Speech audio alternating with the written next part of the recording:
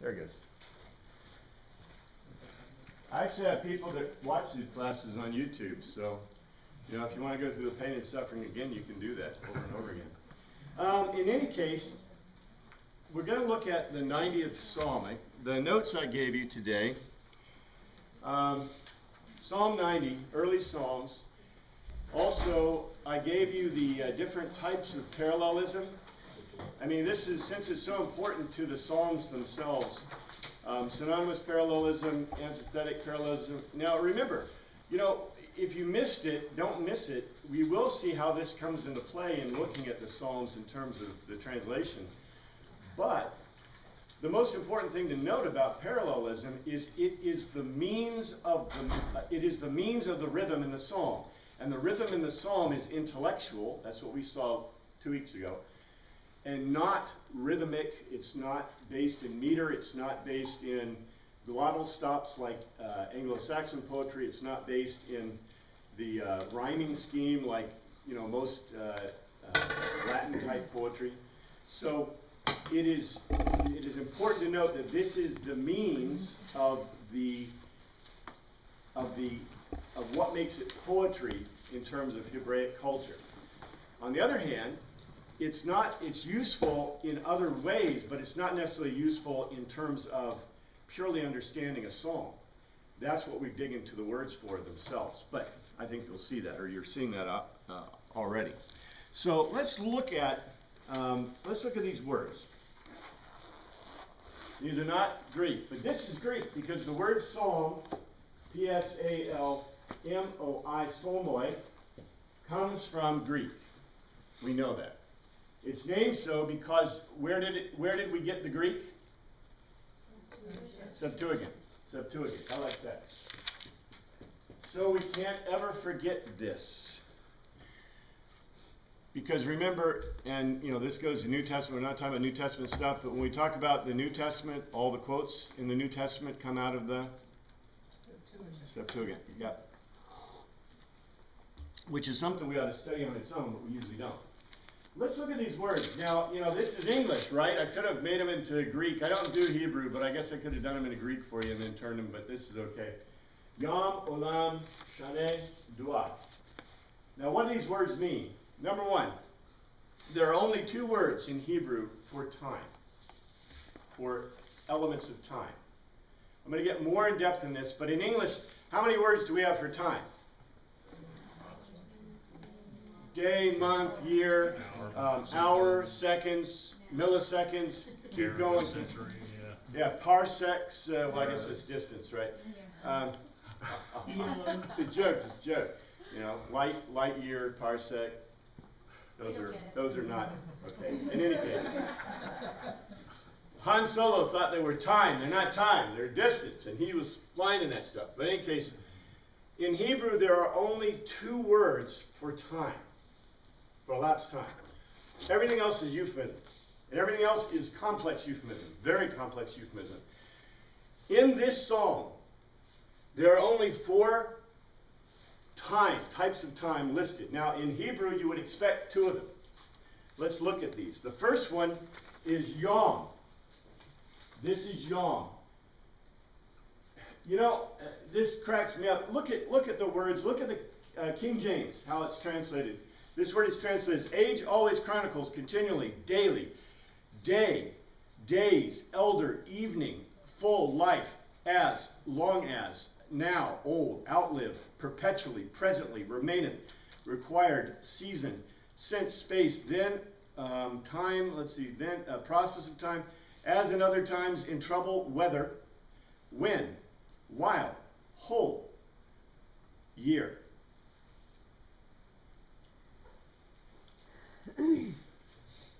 This word, okay, just simply, this word means a fixed amount of time. It is grossly translated as day, month, year, age, generation. Do you get it? It means a fixed amount of time. There is only one word in Hebrew for a fixed amount of time, and that word is yom. It literally means the hot time of the day. It doesn't euphemistically refer to these other things. It's just that happens to be its meaning. As I've showed you in other terms, you know, we go from concrete to euphemistic. We start with concrete in languages, and we move toward euphemistic. And we already said that we can tell that the Hebraic culture is, how great is their literary, how long have they been using words and using written word? A long, long, long, long time.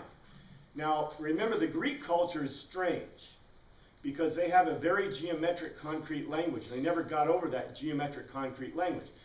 The reason we have philosophy is because they had a geometric, concrete language. So in spite of the fact that they had a long lineage, but did they have as long a lineage as the Hebrews? No. Not at all, not even close. So what we have is we have this culture in which yom, meaning a fixed amount of time, can be translated day, month, year, whatever, okay? How does that work for Yom Kippur? The day of repentance. Or the time for it. Now, here's the problem. Remember I told you, if it were up to me, I would translate the same word the same way every time. Right? Mm-hmm. This is the word used on the first day God created. On the second day God created. It's Yom. But what does it really say? On the first fixed amount of time, God created. On the second fixed amount of time, God created. On the third fixed amount of time. Because this is that word. Because there is no word in Hebrew for day. That's what I said? There is no word in Hebrew for day. Even now there isn't? I don't know about now. I don't do modern languages. But there is no word in ancient Hebrew. When you say day, do you mean 24 hours? They don't even know what 24 hours is. We're going to get to that. There is no concept of 24 hours. Okay? So you're saying that could be anything, then, as you read that passage in Genesis? It can be any fixed amount of time. It's kind of like soon. Yeah. Like it could be 1,000 years. But doesn't it say there was evening and morning in the... Even that's a problem. We're going to get to that. I didn't give you those words today. I wish I could have given you every word in the psalm as a word of the day, because this gets really complicated. Because even what they consider, like, you know, you say evening and morning, but there can't be evening and morning until the fourth day, but that's another issue. Okay, I'm not here to debate or argue any of the practice in Genesis. You know, there's a theological question here, right, that I don't even want to touch. I want to get near it. But I just want you to know what these words mean. Because if you don't know what the words mean, what's your problem? You can't, you don't know what it says. You have no clue what's going on, right? Now, this word, olam is the exact opposite of yom. Olam means a vanishing point. Ooh, ooh, ooh. Do you remember? Do you remember a telos, right?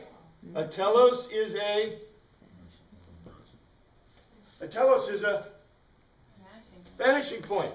But it's a idea. In Hebrew, an olam is a vanishing point, but it's not an idea, it's time. What is time at a vanishing point? Infinity? Infinity, yes, infinity, eternity. This word means infinity or eternity. Now, the problem is, infinity is not a concept that exists in the ancients, but eternity is. So, yom is a fixed amount of time, and olam is an eternity. These are the only two words in Hebrew for time. Now, you say, okay, but what about more, you know, there are obviously fixed amounts of time, right? 40 days and 40 nights. Okay, that's an issue. We're going to get to that. That's interesting. That is a pure euphemism, also a figure of speech in Hebrew. Let's get to this. Let's see this. Shana. This is a plural, okay? And it literally means, this means to fold or duplicate. Fold or duplicate. This word is not a word for time. It means to what? It means to fold, but it is euphemistically used in Hebrew almost exclusively to mean a year, as in a revolution of time. A revolution of what? Of Yom, whatever that happens to be. A revolution of Yom. Now, those of the scientific bent are starting to think, what is the revolution that we're talking about with a Shana? Here's the sun, and here's the earth, and what does the earth do? It goes around the sun, and that is a Year. well, take your pick. We got solar, sihedral, lunar, and there's another one. So there's 4 different types of years you can have, but yes, this is basically solar. I won't get into the details. But did the Hebrews know that the earth revolved around the sun then? Apparently they did. Where do you think they got that from? There's one culture that really knew this well. The Egyptians. Yeah, we'll talk about the Egyptians. We're going to get to the Egyptians. What can you never, okay. In the New Testament, what can you never forget? Greek. The Greeks. In the Old Testament, what can you never forget? Hebrew. The Egyptians. The Egyptians. Because where did everything come from in the Old Testament concepts? Egypt. Egypt. The way to write, the way to do architecture, the way to do their agriculture, the way to do their culture. Their whole culture came from Egypt. Or the ancient aliens. Or the ancient aliens. You've been reading too much of what's his name, Danica there. We're doing a little time folding. Okay. Doar. Doar. Doar means literally to gyrate. To gyrate or turn in a circle. Circle. To turn in a circle. All right. This can be translated as a revolution in time. It can be translated a day. It can be translated an age or a generation. If I were to translate this as day, which isn't common in King James, but it can be translated as day, what is gyrating? The earth is rotating. Guys, get this? Where do you think they got that? From Egypt. So this can be translated as a time, euphemistically, or as a figure of speech, but it is not. And this is the point. Now, I want you to know, what do you think I left out? Do you think I left out some? Which ones did I leave out? Tell me. Night. Month? Well, I got year. It has to do with the moon. Month, yeah, lunar month. What else? Any others? Week. Week is important in Hebrew thought, right? There's no week and there's no month. What else? Any others? There are hours and whatever, but you'd expect them all to be, by the way, yes, Hebrew does have a word for month. The reason I didn't give it to you is because it's not in this psalm. It's a lunar function in Hebraic thought. Also, there's no word for week here. There is a word for week in Hebraic thought. Okay? Now, already start thinking. Start thinking. If these are the only, I'm going to give you a big if. If this psalm is about time, and I'm missing certain elements of time, what does that indicate? They didn't know about it. They didn't have them in it. This is what we call historical markers. And by the way, I didn't prep her. She just thinks she's really smart.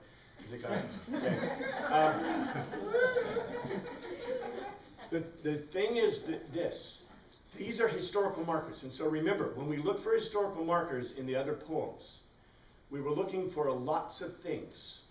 But things we look for are, remember, word usage. We look for concepts and ideas. If the walls have fallen down in Jerusalem, what does that obviously indicate?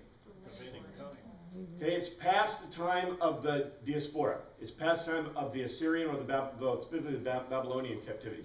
Okay, if we're talking about irrigated trees, we have to be talking about Babylon. If we're talking about irrigation, we may be talking about Egypt. Okay, maybe, maybe not. If we talk about kingship or non-kingship, it's going to be after the period of the kings, right? Okay? So look for these historical markers. Now let's go ahead. First of all, I want to do a real quick one on, yeah. One quick question. Yeah. In Hebrew, do they have numbers or count? Oh, we're going to get into that. I wish that I could make every word of the day, but we'd spend 2 hours just going, well, we'd probably spend a week going through all the words, all right? So I can't do that. But yes, we are going to talk about numbers, and numbers are an issue. But you know that numbers are an issue, right? Don't you? Yes. If you haven't figured this out before, you know numbers are an issue. Is time an issue? Yeah. Time is a serious issue in translating Hebrew. Do you think numbers are a serious issue in translating Hebrew? Very much so. We're going to find out even worse than you thought. But in case. Does anybody have a subscription for this psalm, Psalm 90? The prayer of Moses, the man of God. A prayer of Moses, a man of God, right? Which Moses? The. Now remember, where were the subscriptions? When did the subscriptions come? Were they inspired with the psalm? No. Were the verses inspired with the psalm? No. Oh my goodness gracious. You know there's 151 psalms, but and we may look at the 151st, but we have only 150, right? Because the Septuagint has, by the way, more than 150. So if we're going to follow New Testament practice, how many should we have? More than 150. My goodness gracious. Well, the subscriptions we know, we already looked at, are added later. We also have another problem. What's that other problem? The other problem is the preposition lay, which is the indicator. Remember we talked about, is it a song about David or is it a song written by David? Now, if let's say you're an ancient, what are you going to write if it was really written by David? I can tell you what we write in Greek. A psalm graphia by David. In other words, a psalm written by David. But that's not what it says. It says a song of, by, about, concerning David. See? Because in the ancient world, what do you not want to do? You don't want to be unclear. You want to be absolutely clear about what you're talking about, right? Now, this is a psalm, which one? About, by, concerning? I don't know. It uses the same preposition they use for David. We're going to get into this. There's a lot in this. I think this is a very early psalm. That's a hint. I think it's a very early psalm. I'll let you make the determination based on the language, on the history, on what we find. Let's see. I think this could be a psalm of David, or a psalm of Moses. Let's talk about that just a little bit. The psalms that we know are attributed to Moses. If you look, I had it marked. Where'd it go? If you look,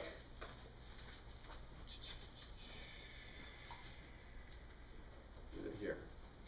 You know, it's fairly bad if your markers don't seem like they're right. Exodus 12 is a praising psalm of David, or a psalm of Moses, sorry. There is an instruction psalm in Deuteronomy 32, and I'm not going to read them to you. There is also an allusion to a song of Moses in Deuteronomy 31, 19 and following, that seems to refer to the period in Numbers, mentioned in Numbers 14. So I've got those all in my notes, but you know what? If I took the time to go through that, we wouldn't have time to do anything else. So I don't think it's worthwhile. However, what you should do is I suggest you look at Exodus 15, look at Deuteronomy 32, 15 or 12? Exodus 15, Oh. Deuteronomy 32. Did I say the wrong one? Sorry. See, my brain is scattered, I guess. It's the first year. Deuteronomy 32, Numbers, look at Deuteronomy 31 and 19 and around that area where it talks about a psalm of David, or a psalm of Moses. And then Numbers 14 refers to that event. So if you look at that, you can make, I've already made the comparison, and I'll tell you, okay, flat out, in comparing the word usage and comparing what was written, this Psalm 90 appears to be very similar linguistically and otherwise to those other Psalms that were attributed to Moses. So, I did that work for you, but I want to look at the Psalm. I think looking at the Psalm is probably more pertinent to us. So let's look at this. Psalm 90, verse 1. Lord, you have been, and the word is hayach. And, you know, this word, I've already complained before about hayach being translated as have been. It literally means existed, as in breathe, as in breathing. So it says, Lord, you existed, our dwelling, and literally it means ma'on, dwelt together. And ma'on is what a couple do when they cohabit. So this literally says, you existed, you were breathing as our dwelling place, cohabiting with us throughout all Dor. Throughout all Dor. And it's translated as generations. But Dor can be translated as through all days, through all years, through all periods of time. You notice, the word was not, olam wasn't used. Why? Well, it's an eternity. It's been a fixed amount of time, right? Since human beings were created. Bingo. Okay, what I want you to note in this is, you know, we would read this word in English. Just read it in English. Lord, you've been our dwelling place throughout all generations. Now compare that to what I just told you. Lord, you existed, you breathed, cohabiting with us from literally the time of creation. That's what it says in Hebrew. Okay?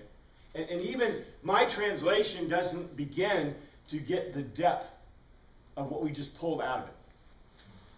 I want you to see, remember last week, what psalm was it? Psalm 50, I think, right? Did you see how complex that psalm is? These psalms are complex. If I were to take the most complex and greatest psalms in the English language and tried to put 150 of them together, do you see what I'm saying? We think that these are the cast-off of a primitive culture. These are not the cast-off of a primitive culture. These are the pickings, the 150 greatest pieces of poetry that their culture produced. And they put them in text for their use in worship. The complexity of this. So, this obviously is the synopsis statement. Remember that? The first is going to be a synopsis statement. And by the way, the first and second, this was a synopsis statement. I want to get to the second one yet, because I want to go through something very important. The time. I asked a question. What is the most important thing to a Victorian person? They always ask it. In the Bronte sisters, in, you know, wives and whatever, what's her name? Cranston, you know, Dickens. What's the most important, what's the question they always ask? Correctness or politeness? What time is dinner? Right? Right? And if they don't ask, what do they tell them? When it is. When dinner is, because dinner is really important so you can eat, right? Look, this is the most important question of Victorian era. If it isn't, then why do the Bronte sisters and all these people always ask this question? Because it's important, right? Culturally important. So, how can an ancient Hebrew ask when is dinner?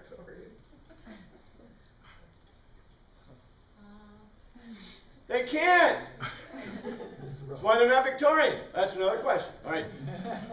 Let's look at this. All right. When did, and I guess, let's see, I probably need to do let's do a timeline. Timeline.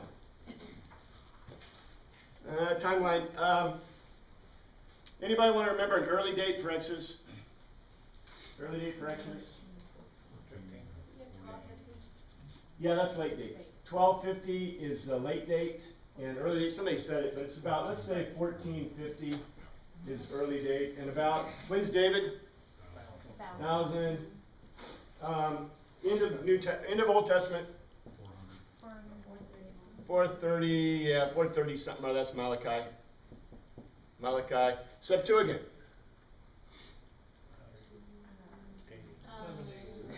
I like to use 250 or so, but 250 is LXX. And I can't remember, the Maccabean 170, what, 170 something? Approximate. Okay. All these are circa dates, that's cool. All right, now tell me. When did we first have hours? We always had hours. We just never recognized them. They weren't important. How come they're not decimal? Star date. Well, start date. All right, we first had hours. We know this as an absolute fact because who do you think invented hours? The Egyptians. Egyptians invented hours. Egyptians invented hours, and by the way, we know they invented hours because they invented the first sundial in about 1300 BC. And in it, they divided time into, that's not a good color because it doesn't contrast, and they divided time into, about 1300 BC, they divided time into, now this is funny, 10 hours of day, 2 hours of twilight, and 12 hours of night. So I guess they're like sleeping. I don't know. Isn't that interesting? Okay? So we're, huh? I was gonna say, how do they do that when the length of night or darkness is always changing? That's why you have 2 hours of twilight, to adjust. I guess they're averaging, yeah. But they invented the first, and in the information we have, you know, of course, we don't have nearly as much information, you know, on ancient Egyptian time, you know, stuff as we do on other cultures, right? Early hieroglyphics, hard to understand that stuff. It's kind of difficult. But we do know that this is how they divided time. And guess where we got out the concept of 24 hours? From the Egyptians. Didn't your teachers teach you this in 6th grade? This is a 6th grade thing, right? So, where do we get hours? Why do we have 24 hours? Aha! Who would ever do that, right? They did it. They gave it to you. See? What were the other 2 hours then? Because we're only at 22. No. No, you had 10. 2 of twilight and 12 of night. Oh, 12 of night, okay. I had 10. All right. So the problem here is, number one, early, if you got an early Exodus date, or even if you got a late Exodus date, what's the problem? Are the Hebrews going to have hours? No. No, not yet, because it takes time for it to get into the culture. So even if somebody invented it in 1300 BC, how long is it going to take for this concept of hours to get into the culture? Maybe a long time, right? How many strokes of the whip on the back? There you go. Real quick. So they're not going to be taking this idea. So do we see sundials in Hebraic culture? No, we don't. Not till late. Okay? So, by the way, that's not going to be absorbed. All right, when did hours, minutes, and seconds get invented? These are things you guys got taught in 6th grade, right? You asked your 6th grade teacher, where did time come from, and why do we have 60 seconds in a minute, right? Somebody asked that. And your teacher said, I don't know. I don't know. These are important things, right? Put it for me. Do you know? All right, I give it to you. 300 BC,